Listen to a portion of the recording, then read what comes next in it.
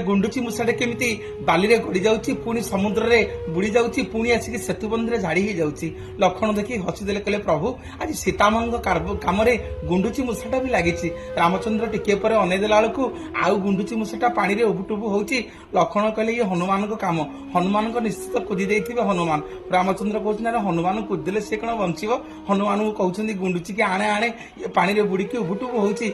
हनुमान आज्ञा गुंडुची की जते आणे के प्रभु रामचंद्र कोड़े रे देई देले। रामचंद्र आज गुंडुची कहउछन गुंडुची जहा दंड दब दियो आज हनुमान को दंड दबा।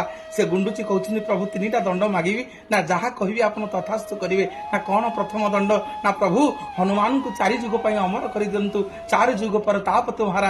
अरे रामचंद्र कहले अरे सालसूत्र हे गेल रे ना द्वितीय वर प्रभु आपण तथास्तु करंतु ना द्वितीय वर कोन ना आपण को मंदिर अपेक्षा समग्र संसार रे हनुमान को मंदिर सबुट अधिक हबो। पुणी रामचंद्र हसी देले कहले गुंडुची कोन हेची रे पुणी तृतीय वर मागुछंती ना ठाकुरे आपण को गुणगान जोठी हबो तारी पूर्वरु प्रथमे हनुमान को गुणगान हबो प्रथमे हनुमान को 40 हबो तापरे रामचंद्र गुणगान हबो। प्रभु पचरछंती यार कोन कोन एमिति सालिस हे गला ना प्रभु जोठी हनुमान जानती साधु संत तैयारी करती आज हनुमान हाथ बाजिगला बोली आपण कोल को पलि आसली हनुमान पाद पड़ जाइए प्रभु आपण मथारे बसी था वैकुंठ प्राप्ति हो गली। भगवान रामचंद्र मत आज कोड़े धरी